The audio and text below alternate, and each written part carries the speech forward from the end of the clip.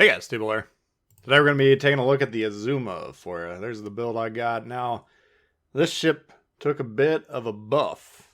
I think it's fair to say. In fact, it looks like it's got the biggest buff in the history of World of Warships, at least in terms of one single outing. Okay, so I played 2 games in this thing so far. I'll show you kind of a brawling sequence with the first game, and then we'll take a look at the full second game, and you guys can judge for yourself. Now, the Azuma, historically, I haven't been a big fan of it. Don't tend to like ships that can't hit anything. But I've been playing it, I mean, obviously I just had a couple games here. Been playing it a little bit more closer range than I typically did. You note the armor scheme earlier. We can bounce a lot of shells, but not a good chunk of the battleships, right? So we don't want to go into this ship thinking it's the Alaska or anything like that.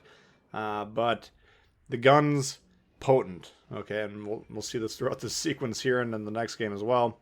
And, you know, before when I used to play it, I'd play it long range, kind of kiting Japanese cruiser.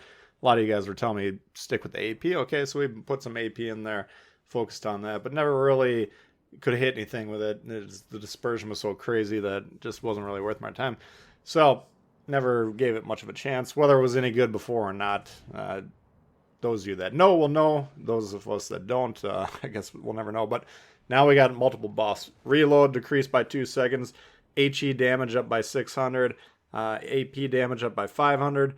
Penetration on the AP shells. And by the way, look at this penetration right here. Yeah. He gone! Nelson. Witnessing the full power of this fully armed and operational battle station. The penetration's up 18.5. Wow.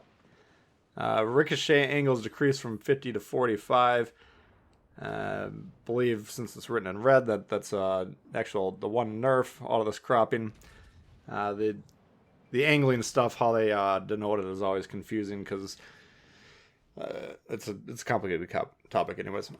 Traverse decreased by 4 seconds. Shell grouping increased by 7.5, and it says the dispersion slightly reduced as well. So extremely robust set of buffs here, and you can see the damage that this thing can actually do.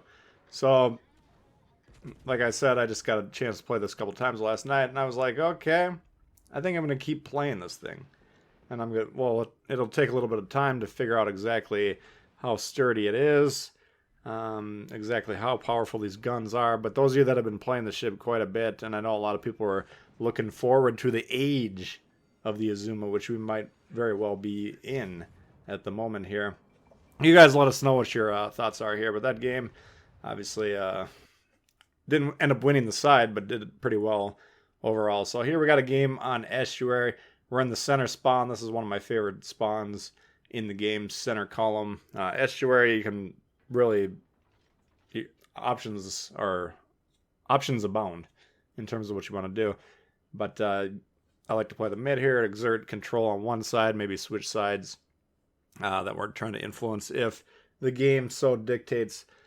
So we're moving forward here. Now, we want to keep in mind with this armor that it's based on the results that we saw from that first, brawling sequence. Okay, well, this thing looked to be like it could work as a close-range cruiser, but if you go back and look at those armor schemes, I mean, there's some decent plating on it, but these battleships that we're going to routinely see, legendary tier for sure, tier 7, even a lot of the tier 6 battleships, they'll punch through the armor if we're not careful. So we do want to be focused on, maintaining proper positioning and everything like that.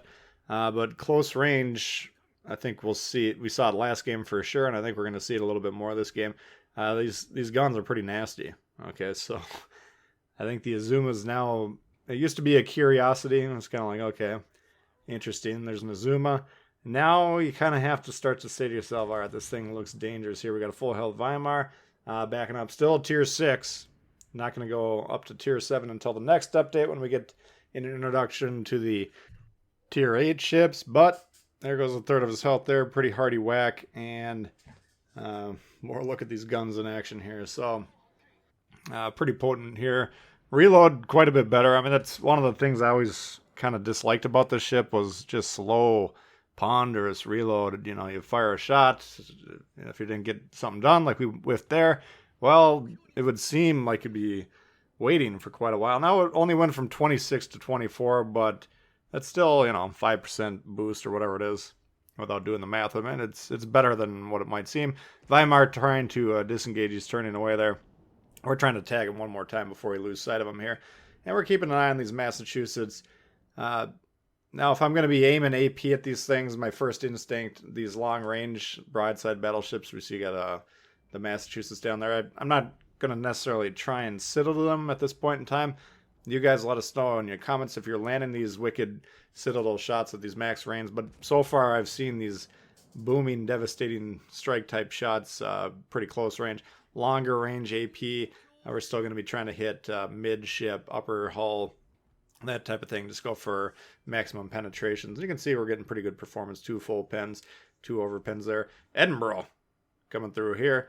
Now it looks to me like he's trying to suicide torp the battleship. We're going to do what we can to keep this guy alive, though. He's taking some decent whacks, this Edinburgh, but here he comes. We see him right there. Go ahead and fire. We might as well get the back gun on fire, or on target here. Oh, almost dead. Boom. First blood. Devastating strike. He got on as well. Another nasty shot in Edinburgh. Pretty close to the Hegon threshold. It's about 60% health or whatever it is. If they have less than that health, then you won't get the devastating strike, but I think he was right on the border.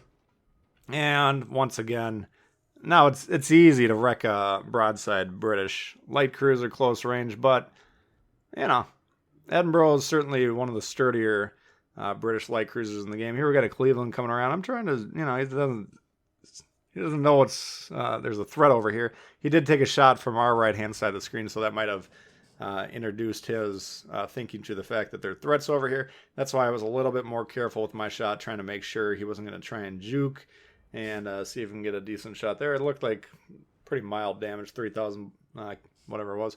But we're looking on the map here. We got A secured. They got 4 ships south of A. Okay, that could be a problem. But there's active fights over here. They got a Boise who's pushing our destroyers. Or probably more accurately, our destroyers pushing the Boise. Whatever's actually going down, we're trying to get over here, trying to wrap things up. Okay, we got the Boise off the board. If we can get this Fletcher and then the Cleveland. Oh, by the way, we're going to have this eastern side of the map completely wrapped up. We'll get that cap, and then if we can hold A, we'll have B more or less secured, and then D, we're going to have a nice trifecta of scoring here. That's going to really make it difficult for the red team. Because you can see on the score here, it's almost tied. Now I'm thinking, do I want to charge into D here? But I notice seeing, and there pops up a red ship confirmation. There's a guy in the mid. And this is why this map can be interesting, because playing the mid, you don't always know if someone's there or not. But you can exert a lot of influence on people trying to traverse the map in a horizontal fashion. So we had to slam on the brakes. Didn't want to get dev struck ourselves. Did manage to land a shot on the Fletcher a moment ago. And luckily our team piles on. But look at this. We got Helena coming around here. Got a battleship trailing him. And another ship coming around. So we backed up. I'm going to try and angle in here as best we can. But I'm also saying to myself, okay, where are these front guns? And you always want to see, okay, the front guns are sticking in front of the island there. I can shoot. And the back turret's not in position. But even if it was, the back turret would hit the island. Yes, who cares? But we would get 2 shots off.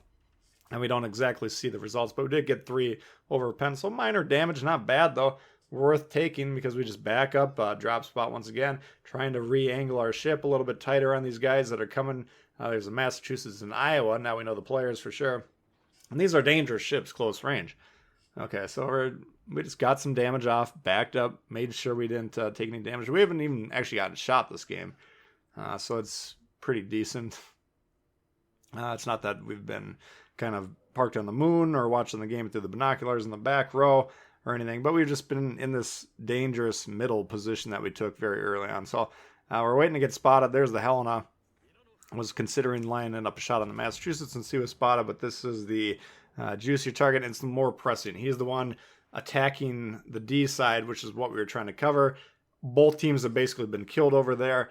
We still have the 2-to-1 cap advantage, which is great, but ultimately we don't want to provide D for free for these guys. So we're still trying to exert our control. We still have to expect that there's a destroyer over there. You can see the smoke. And, you know, the destroyer over there ended up killing our remaining teammates. So I'm keeping an eye on whether or not we are being spotted. Okay, that's going to give me clues as to where the destroyer is. Whenever we're getting spotted, we're going to check, okay, what are the visual angles that this guy could possibly have, and then we're going to proceed from there. And there you can see, number one, a nice booming shot, but also the idea, we had 2 clear turrets in the front, we had 1 blocked in the back, rather than trying to wait until all 3 were clear, in which case the front 2 probably would have been blocked. We were fine just firing the shot, had the 2/3 damage output, and we got a nice booming shot there. Are spotted here now. Not likely anyone to the south. You can see a very small gap. Yeah, sure, we're getting shot by the Cleveland or whatever it is there, but the destroyer almost certainly, well, he's on D, obviously someone's capturing it, but in terms of us being spotted, basically he's in between these 2 sets of islands to the east. So battleship players, even cruiser players, destroyer players, if you're having trouble getting torped by destroyers a lot, and you know it's frustrating you, you're not paying attention to whether or not you're being spotted, and if you are, you're not reading the data correctly. Okay, I'm spotted. Now look on the map, look around you. Okay, where could this thing possibly be? All right, we knew where the destroyer was. We were attempting to dodge these torps. Doesn't look like it's going too well, but that's more user error than it was a function of the fact that we basically dodged that salvo. I just didn't either get lucky or just didn't execute it properly, but more or less we were pointing directly at the torp salvo. Only one of the 4 possibly could have hit us, and we could have easily dodged it if I just would have maneuvered my ship a little bit better. So now I got the blue, the trio going from A. They're making their way into C a little bit slowly, kind of frustrating at times, but we're trying to, you know, basically allow them to take the time to get into C and go ahead and get on the cap there, buddy. Why are you going around the cap? Oh, God. Well, this is a high tier game. Okay, that makes sense. Get them on the cap and then get them in the fight. And we're just trying to slow these guys down, get some damage while we're at it. I'm evaluating the targets. Which one am I most likely to sink? Which one am I most likely to heavily damage? Broadside Helena, better than the angled battleship. And boom! Down he goes there with a nasty shot to the jaw. Can we get the Cleveland while we're at it? We got a quick reload coming in here. Back gun up and boom. Not too much damage, but the Massachusetts gets us down before we can wreak any more havoc. Okay, so like I said, those were the substantive portions of both of the games that I played. Post-update with the Azuma, and my opinion of the ship has changed dramatically. Okay, so you let me know in the comments, was I wrong all along? Is this another Riga? Did I just not know what I was talking about? Or did I, at one point in time, know what I was talking about but forgot? That's certainly possible. Can't even really remember what was going on yesterday. But I will remember now to potentially put the Azuma on the Pick a Premium polls during our Pick a Premium streams, and we might actually have a little bit of fun with this ship. So you guys that have the Azuma, now's the time to try it out again. Those of you that don't, I don't know if it's available or not. That's beside the point. If it is, you might consider getting it. If it's not, you might consider not getting whacked by the dangerous guns that this thing's running around with, because this thing, as we saw in this video, nasty when it wants to be. So anyway, we'll trim this one here. We'll find out at the end if we won or lost. I can't remember off the top of my head, but that's going to do it for this one, guys. Hopefully you did enjoy it. If you did, please hit the thumbs up. New to the channel, consider subscribing. Lots of World of Warships coming for you all the time. Questions, comments, leave them below. Love to hear from you guys, and we'll see y'all later. Peace.